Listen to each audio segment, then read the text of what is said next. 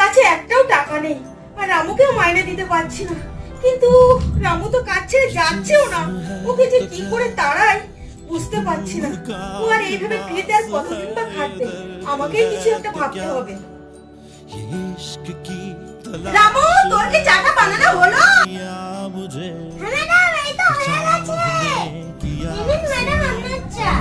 কি রে রামু, তুই কিন্তু আজকাল বড্ড ফাঁকি দিচ্ছিস, কাজে একটু মন নেই তোর। এতক্ষণ লাগে একটা চা